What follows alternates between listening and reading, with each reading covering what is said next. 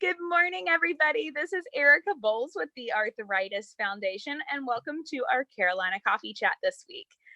We are continuing our discussion about osteoarthritis, and today I'm so excited to have Kelli Allen here with us. She is one of our board members, and she is super involved with the arthritis community here in the Triangle area. And so I'm going to let her tell you a little bit more about herself before we get started today. So Kelli, why don't you share with everybody about your experience with the arthritis community and the Arthritis Foundation? Yeah, great. Thanks, Erica, for inviting me. I am a health services researcher and an exercise physiologist. I've been working for 15 or so years doing arthritis research, mostly on osteoarthritis, but some other things as well. I've been, as Erica said, involved with the local Arthritis Foundation on the board for, I think, a couple of years. And so getting to know more about those activities and trying to link them with both things in the academic community and the health services community. For my work, I actually get to work at two different places. Usually that's more complicated because I have to figure out which office to go to, UNC or the VA, but right now it doesn't really matter, right? All of my offices are right here in my home most days. So at UNC, where I work in the Thurston Arthritis Research Center, and at the VA, I work in a health services research center. And in both of those places, I do a lot of clinical trials and other studies where we're trying to help improve quality of care and outcomes for people with arthritis. And again, primarily I work in osteoarthritis. Wonderful. So can you elaborate a little bit on some of the research that you're currently working on and how that involves both the clinical trials you talked about and what types of things that you are discovering? Yeah, sure. I think one of the main areas that I work in kind of broadly is trying to connect the things we know work for arthritis management to actual clinical care or what's going on in the community. So for example, we know that exercise and weight loss and physical therapy are all good and helpful for people with osteoarthritis, primarily knee osteoarthritis. But a lot of times people in their healthcare environments that's not really a part of the normal care. It gets left out for various reasons. A lot of it is because people come to primary care settings with a lot of health conditions that need to be addressed. And often there's just really not time or a systematic way for them to get counseling referrals for things like weight loss and exercise and rehabilitation. And so what we try to do is take those programs that we know are effective from other clinical trials and bring them into situations in the healthcare system where they can be implemented. So that's a lot of what I do. Right now we're working at UNC on a study that's trying to incorporate physical activity interventions better into primary care settings for people with osteoarthritis. At the VA, we just finished up a trial that looked at what we call the stepped exercise program. And so we started people with a self-directed program from their home, guided by some internet-based tools. We let them do that for a couple of months, and then we followed up with them to see if they had improved in their pain and function. If they hadn't so much, we did some telephone-based pain physical activity coaching with them, and then we talked to them again a few months down the road to see how they were doing, and if they still needed some additional support, we had them go to physical therapy. So that's a program that we think has some promise for a health system because it sort of tailors the program to patient needs and reserves those kind of more, costly sometimes resources like physical therapy care for kind of the end when people have tried other things. So those are some of the examples of programs we're working on. Excellent. So it sounds like in the meantime, anybody with OA that's listening, keep moving is some good advice for them. For sure, for sure. I mean, any type of movement is better than no movement. I think a lot of times when people are having pain and functional limitations, it feels kind of intimidating to feel like they've got to get a certain number of minutes of activity. And certainly we know there are thresholds that are good for our overall health in terms of minutes of activity per day or week. But what we try to stress with people is start where you are, figure out over the next week or two how you can increase that a little bit, and then after that, take another step after that, and just increasing gradually is really the best strategy, especially when you're dealing with chronic pain. Excellent, thanks. So with your work at the VA, can you tell us a little bit more about how OA and arthritis in general affects our veteran population? Yeah, sure. So, and we do know most, I would say, about osteoarthritis in the context of how things differ between veterans and non-veterans. There's actually some good data showing that even before people get released from the military, so at pretty young ages, they have a higher risk, particularly of knee osteoarthritis, compared to non-military people of similar ages. And we don't know all the reasons, but we expect that some of it is just because a lot of military activities involve more loading on the joints, higher risk of things like ACL injuries. That's not true for everybody, but there's a higher risk of those things in active duty military that then tend to lead to what we call post-traumatic osteoarthritis. So arthritis that happens after, in particular, an ACL injury at the knee.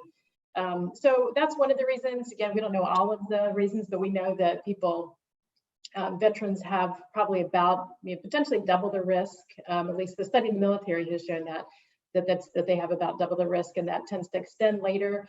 But a lot more arthritis in the military or in the veteran population. And also, if you look at the kind of the level of symptoms like pain and functional limitations, they tend to be higher or worse in veterans. And again, we don't know all the reasons for that. Part of it is that they may be getting symptoms earlier, and so then they're progressing by the time they're at the stage where people are just starting to get osteoarthritis.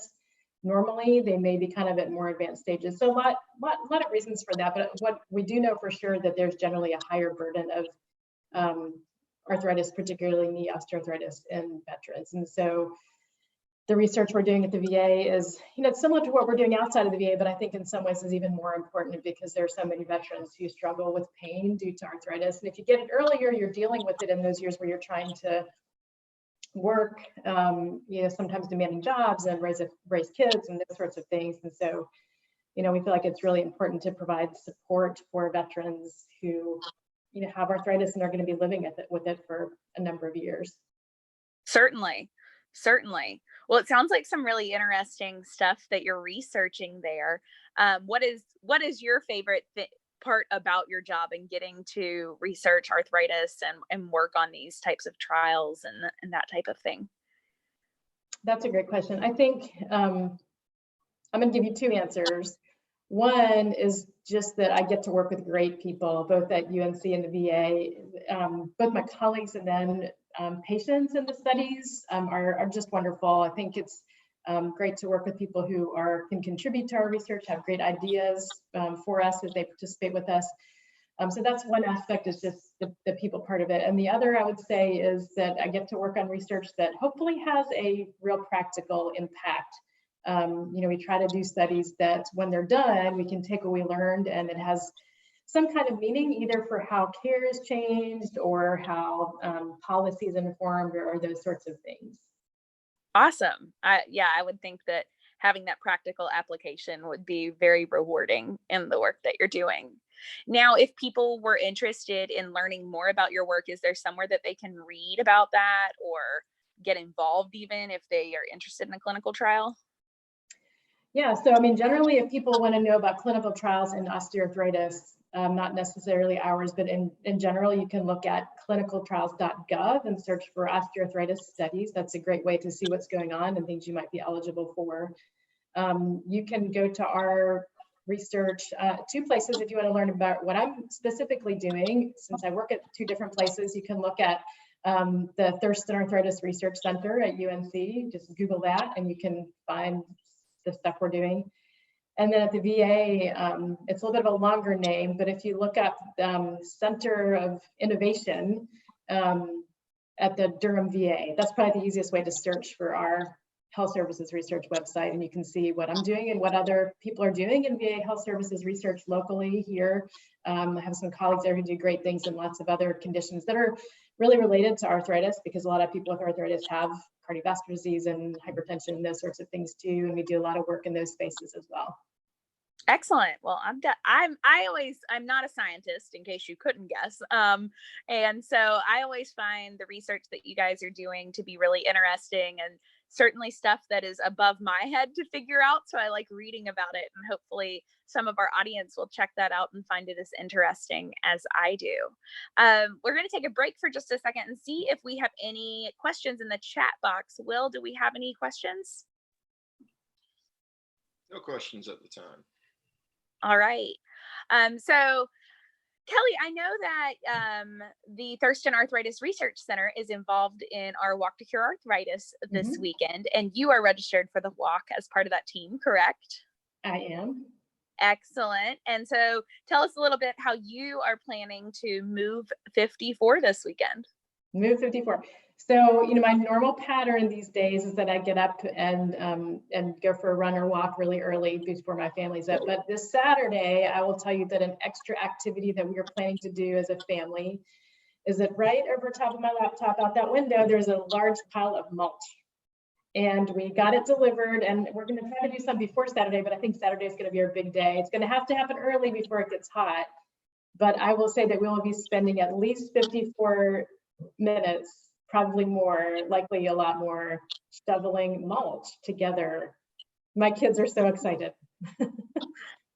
I'm going to say this is the most interesting Move 54 that anyone has shared. So hopefully you'll also plant 54 flowers in your garden, and we can see the results from that. But we're excited that you and your family are participating in the walk with us on Saturday, and really thankful for that. But before we wrap up today, I want to just take another second and make sure that no more questions. There are still no questions in the chat box. No questions. All right, good deal. Well, any parting words for everybody, Kelli, in terms of how your life revolves around OA? Just something specific I would say related to the current times we're living in is just, we've talked about it for Erica, is just for everybody just to keep moving. I think sometimes I don't think realize how this kind of stay at home and the current environment we are in changes our activity. I mean, I think maybe we realize that we're not going places and that has other impacts, but just realizing you can look at how many steps you're taking compared to normal. I think right now it takes extra effort to get those extra steps, even if you keep exercising like you normally do. And thankfully we can get outside and do that. Just the other walking around that we do during our normal days is a lot less. And so that's my encouragement to all of us, is just to figure out creative ways to keep moving. It's good for many things. I think people forget just how many steps they get walking to and from their car, right? From their house to their car, from their car to their office type of thing. Walking around to get water from the water fountain at the office, those types of things. So great advice for sure. We definitely encourage people from the Arthritis Foundation. We want you to keep moving and stay healthy out there. But Kelli, I just want to thank you for your time this morning and for all of the hard work that you put in for our patients year round. We do appreciate you, and we look forward to seeing you virtually on Saturday. So that's it for today's Carolina Coffee Chat. Make sure you join us on Saturday for the virtual Walk to Cure Arthritis on the National Arthritis Foundation Facebook page. Our program will be happening at 4 p.m. And you can meet us back here next week for our Live Yes lunch break on Tuesday. That's it for today. See you guys. Thanks. Bye, Erica.